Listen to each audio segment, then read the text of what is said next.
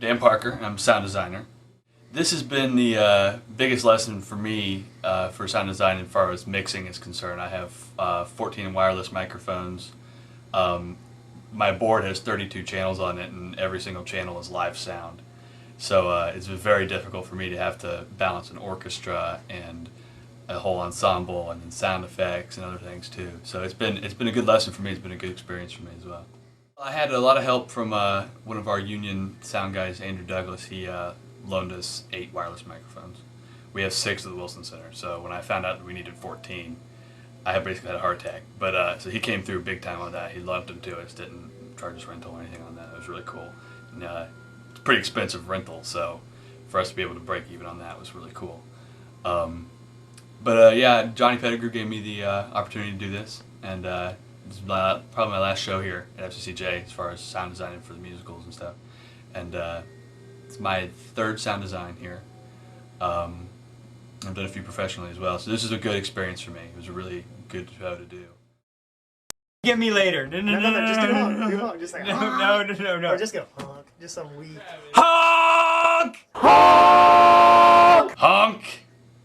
Honk! Well, I was born on a windy day in November of 1979. My name is Megan Elsla, and I was the lighting designer and the scene shop supervisor for the production of Honk. My whole role in the whole show production started out pretty much in the scene shop. First I'm given drawings and that sort of thing, and we have to pretty much decide what is going to be built first, in what order, what materials are we going to actually use to build a certain actual pieces of scenery, and that can be kind of difficult, especially when you're looking at pieces of scenery that are from the animal's perspective, so they're like 5 times to 10 times larger than normal. Of my 40-hour work week, usually 30 to 35 are dedicated just to students into the actual building of the set. The hardest part is probably trying to explain to a student a drawing that's 2-dimensional and making it become 3-dimensional with the least amount of mistakes possible. And it always amazes me how much gets lost in translation. No matter if I tell them 4 or 5 times, because I know they're going to miss it, it's always the one thing that they miss. And you know, I always get a lot of feedback of, I heard you the first time, and it's not about whether or not they heard me, it's just wanting myself to know that I know I said it. With this particular show, when we got towards the end of it, of course we start working more than just 40 hours a week, and we gave up part of our spring break, but we pretty much come into that expectation. It always seems like no matter how much time we set aside to actually build something, there's always something that seems to crop up, something that was unexpected, or something that took longer to build, or we didn't have the help that we needed, so we always kind of run into that overtime situation. But it was a lot of fun. We had a great time in the shop actually building things. When we actually moved into the theater and we were able to see a lot of the stuff come together, I think that's probably one of the more exciting parts of actually taking something 2-dimensionally and creating it 3-dimensionally. We did have 2 of the units built early on, and they were down in the theater quite early in the actual production process. The drops probably took the most, and I actually learned how to use a industrial sewing machine, never sewed much in my life, and made all the drops for Honk. Pretty much from just strips of muslin I sewed together, and then did the bottom pocket and also the webbing too. So that was quite a task to make 2 full stage drops, and I think it was like 5 or 6 half drops. And so that was kind of neat, learning that particular task, because I don't think I will ever forget how to use an industrial machine at this point. Going into part of the lighting design part of it, I was really excited that I actually had the opportunity to actually do a lighting design for Ken McCulough and Johnny Pettigrew, because I have never had the chance, and normally my job consists of so much intense work that usually there isn't much play in there for me to get in there and fit in a lighting design. But on this particular show, with all the flying of everybody, that's like 12 people, 11 or 12 people who had to fly, I knew that this was going to be a problem. I'm not a rigger. I mean, I have rigging knowledge, but inside I'm not a natural rigger like Johnny Pettigrew is. And so I knew that he'd be out at the lighting board and trying to design things, and we'd be like, oh, the pulleys are hung up again. block and fall's not working, and he would be pulled away. So in the end, I just kind of suggested it, and then I dropped it, because I knew that he would have a hard time giving it up, but he did. So I got to do it. So that was probably the best part. I couldn't believe that he actually let me do it either, so that was kind of neat too. I knew what I was getting myself into though, because I knew what the schedule I was working, plus on top of that I was going right straight into a dance concert right after that. So I knew that if I was going to do 2 lighting designs, and if I was doing both of them, that I might want to try to incorporate both lighting designs together somehow. And a lot of it I was able to do mainly front of house and my side stuff, my side lighting. So when we actually did the turnaround, there was a lot of things that stayed if students had actually left it like that. But it worked out in the end, so it was a really good show. The actual design process, after seeing the 2 rehearsals, I had a lot of ideas about how I wanted certain things to look. Probably the 2 hardest scenes in the show was the underwater scene and the blizzard. He didn't want them lit very brightly, so it's really hard to put light on stage so you can see everybody, but at the same time put them in a moment and create that moment that the audience actually believes. And with that right there, that was probably the most 2 difficult scenes for the whole show that I had to actually design for. The outside around the nest lake scene was easy to do with breakups and the outdoor atmosphere type feeling. And the other ones I did struggle with were the actual interior sets too.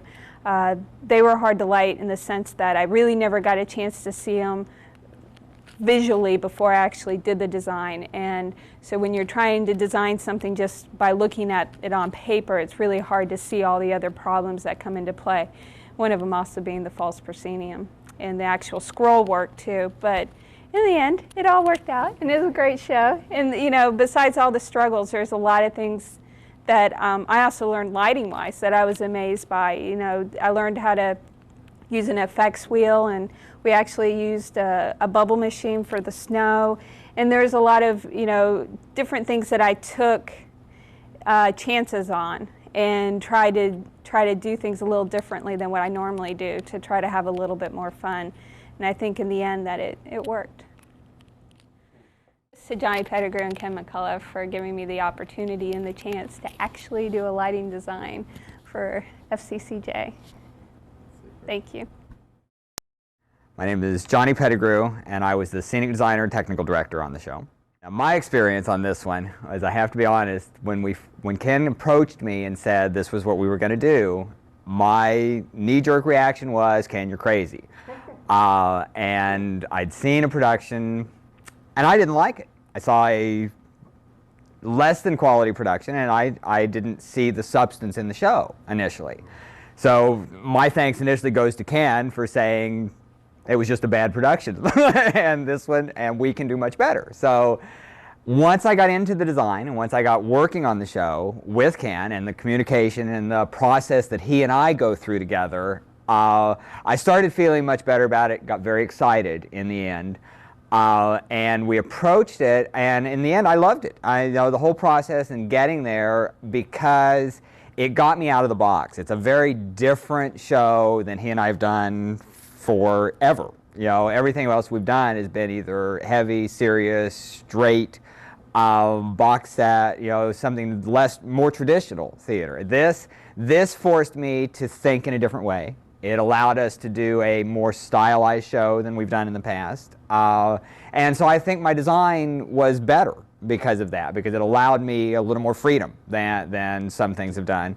And I think that attributed a lot to the process that kept us on schedule. And because from the beginning, I never hit that rut that I sometimes hit against the wall and say I'm stumped, you know, and I can't go farther. So this one I didn't do that. I felt very good about this show from the beginning. I never felt the show was in trouble. So so I enjoyed that, and thanks to Megan also for keeping us on track in the shop and knowing, you know, and helping me to maintain that quality that we're known for. So so overall, I felt the whole process was very good this time.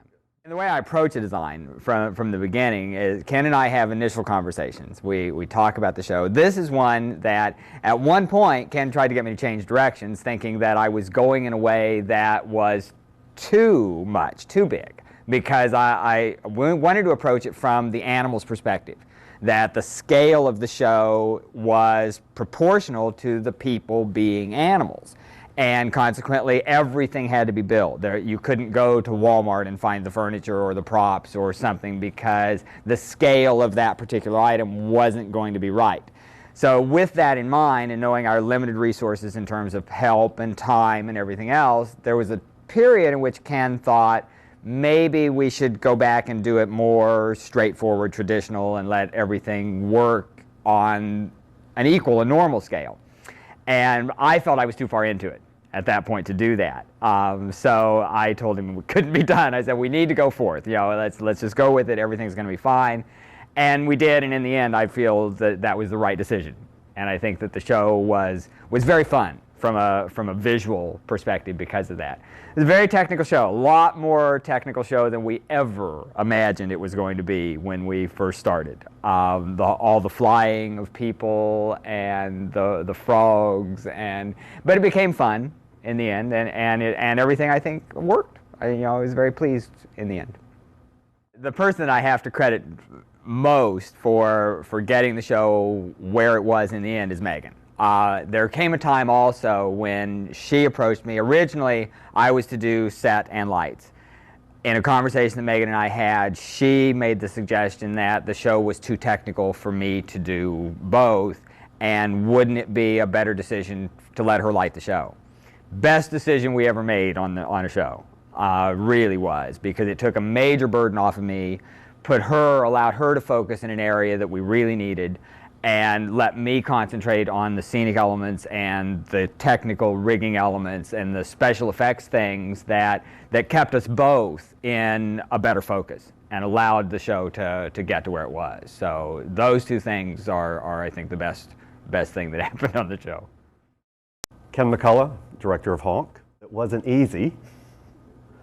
We kind of thought it would be a smaller musical and having, some attraction to children. Maybe it wouldn't be as big as some of the other things we've done, like Blood Brothers or Cabaret, but it got pretty close along the way, and I cast more people than what I said I was going to, and the set got probably a little bit bigger than what we thought it was going to, and then we got into all the microphones and the other technology, so it got to be pretty extensive. However, I thought it turned out to be a success, and it was worth it.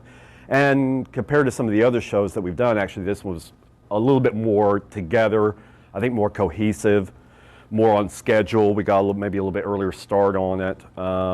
And overall with the cast, maybe not as many conflicts with them. So I think they were a lot more committed to it overall, and we got a lot more done in the period of time that we had to get it produced. Also the first musical that we had done, or first show that had some attraction to more of a wider audience, particularly with kids, with children.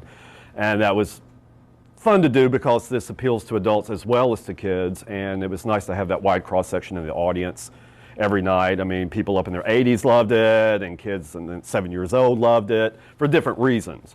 And they got different things out of the show, and that was so wonderful every night to hear that response where adults would get certain jokes and it would go over the kids' heads, and then the kids would love other things, other jokes or visuals that they enjoyed that the adults might have thought were kind of either hokey or, whatever, kind of, quaint. So that was really neat to see, and it was also neat to be able to do a matinee for 4th and 5th graders. That's the first time we've ever done that in a morning matinee for public school kids.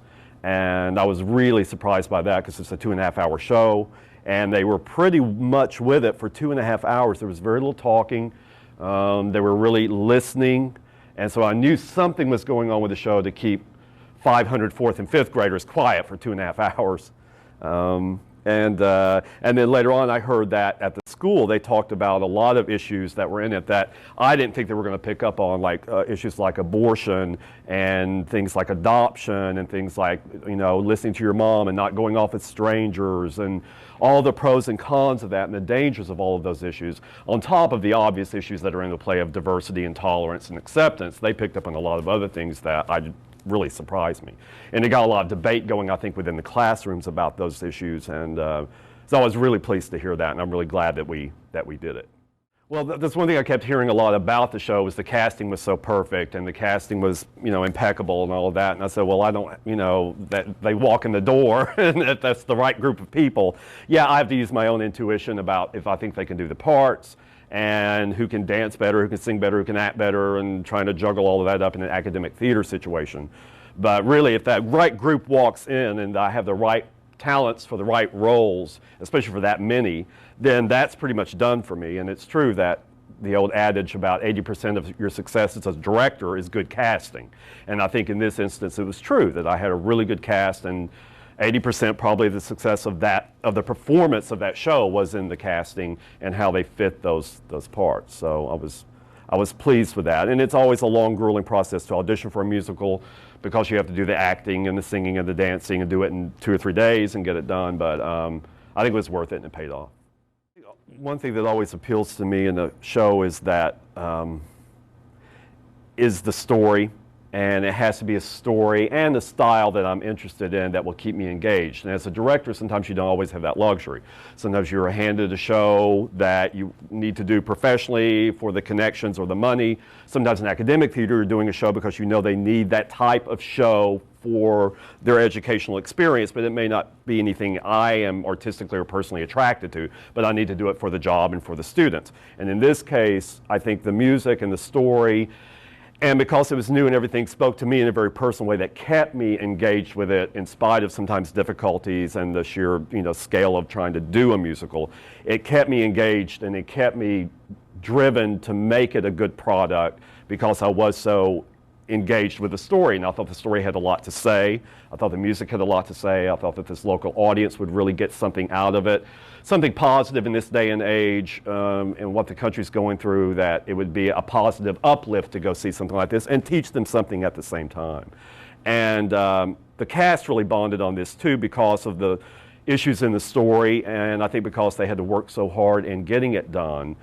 That they bonded very well, and that many people to come together and really get along is pretty amazing. But I told them we do a thing called Circle before every show where people just say whatever's on their minds. And the final performance, before the final performance, we had Circle, and I said, you have to realize that in this story between Ugly and Ida, that I had a lot of personal resonance with that because between my mother and I, because my mother was my best friend in my life. And she's the one that was my best friend and I hung out with and that taught me things and played softball with me and did all those kinds of things. So I had a very emotional connection with that, and she's in the nursing home now. And it's not in very good health and hasn't been for years and years. But that kind of personal connection was what I think kept me emotionally involved with it and driven to make it a good show. Okay, well, probably my opinion of my directing style might vary with people who have to endure it. So that might be a different thing. With a big show like this where I know we have to get a lot done in a limited period of time, I tend to be a lot more of a little bit more tighter, I think, in getting things done. It's a lot more, sometimes I have to face it, not about the process, but about the product, because we do have to get it open. It is expected to be a certain caliber quality, and because of that, it has to get done and things have to be done at a certain time, and so I have to be very driven and very focused, and sometimes a little bit of a get the whip out and keep them focused and keep them on track, because it's very easy with that many people for it to fall apart and for it to just fall way behind to the point where you can never recoup what you need to get the quality and get it as tight as it needs to be before it opens. So I think with the musical, I think a lot of the cast would probably think that I was very driven and very, very tight, very organized, but also, probably didn't give them as much praise as I should have. And I tell them I really don't have time in the building of it to give a lot of praise because I'm building. And I think younger actors want that kind of strokes, and they expect that kind of high school coaching, kind of, oh, you're doing so good, you got up there and said your words and didn't fall off the stage, and that's good. And I can't do that because my quality's it's somewhere else, and I want it to go somewhere else, and I want them to look their best on stage. So sometimes there's not a lot of praise happening with that because I'm so driven to fix things to get it tighter and more polished as we go. If it's a smaller cast show, non-musical, I tend to be a lot more process-oriented, where I can deal with the characterizations and the development of that and relationships, and we can have probably a little bit more relaxed and have more fun in rehearsals with a smaller cast show that's a non-musical. And it's nice to have that. And that's why I don't like doing musicals all the time, every year, because it's a different kind of process that takes a different kind of demand out of me, and I don't particularly like being the slave driver. I don't particularly like being, you know, the quote-unquote hard ass or the person with the you know, with the whip, because it doesn't make me feel good at times, but I know that's what it takes, and I know I'm not there necessarily to be their friend or their buddy or their coach. And but it still doesn't, you know, make me feel great about myself, and I wouldn't want to do it all the time. I do like to have fun in rehearsals, and I do like to develop process and relationships and work more organically than product-driven all the time. So my directing style varies really with the show, the demands of the show, the cast I have, whether it's professional, whether it's academic, whether it's community. My directing style has to adapt to that. I can't just go in with a template each time with each show, because that wouldn't make any sense. To the cast and crew of Honk, I've already told you this, but I want to tell you again in this message how grateful I am to each and every one of you for your time and your talent, and how you work so hard and put up with me and were patient with me during this process. And I know you know it paid off, and I hope you take this forward. As I told you before, I hope you take this experience and the message that's in this show forward with you into your lives and your hearts, and apply that to any future projects and your relationships and loved ones in your lives and in your future. Love you.